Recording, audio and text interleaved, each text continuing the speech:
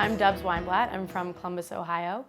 And one day, when I was 20 years old, back when I was in Ohio State, I had been having a lot of trouble with drinking. I was drinking all the time, and when I would drink, I would get really depressed and really sad, and a lot of times really angry. And my friends always had to deal with me and all those different emotions. And there was one evening when I was drinking alone Natty Light in my room.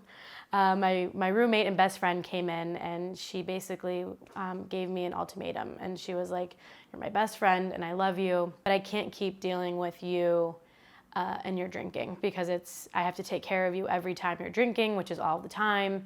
And I love you and I care about you, but I need you to tell me what's going on, because something obviously is going on." And this was my moment of truth. I'd always known that I was gay since my first thought of knowing anything, and I had kept it a secret for 20 years, and this was my moment. And so I couldn't verbally say what I wanted to say, so I took a Post-it and I wrote "I'm bi" on it, and I handed it to her, and she literally just looked at it and she's like, "That's it?" And I burst out crying, and like 20 years of pent up fear and sadness and any emotion you can think of just came pouring out, and I cried for I don't even know how long, and she held me. And in my head, I thought that everything after that was going to be solved. I'm gay. I knew I was gay. I just couldn't tell anyone. But that's not really what happened. I continued drinking and kind of stayed in a depressed state. And I kind of just thought maybe that was the baseline of who I was. 10 years later, when I was in New York City, one of my friends from Columbus, Ohio, was playing at a party. And it turns out that the party was during Pride Week, and it was a Lipstick Lesbian Awareness Party in the Lower East Side. And my first thought is like, awesome, I'm gonna see all these hot femme girls and I'm gonna be in heaven. I went to this party with the same best friend who I came out with on a Post-it. So I'm looking around and I see all these feminine women, and it's a beautiful sight. And then I realize that I am not only am I not a lesbian, but I'm realizing that I'm attracted to women, but that I don't necessarily identify as a woman.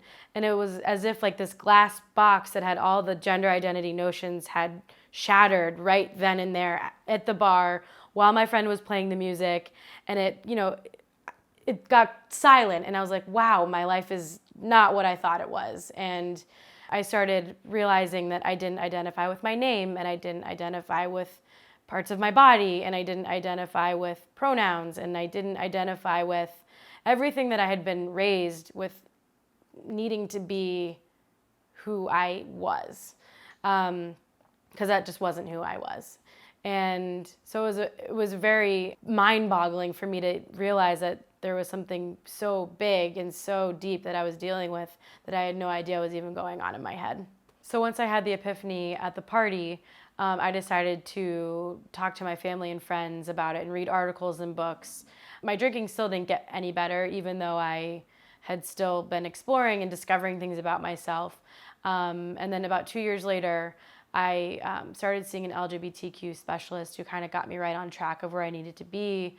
And it wasn't until I found a surgeon and made my first consultation, I finally realized that I was able to have my drinking under control. Because even after coming out as genderqueer and talking about it, there still was something off about how I was able to control myself. And it wasn't until I really took control over how I was feeling and what I needed to be healthy.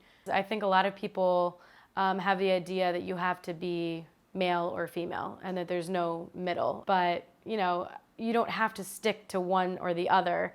And I think that it's important for me, especially because I have had top surgery now and don't identify as trans, that I just am me. And so I want other people to know that it's okay to be them no matter what combination of label or surgery or identification that they have, that it's okay to just be you.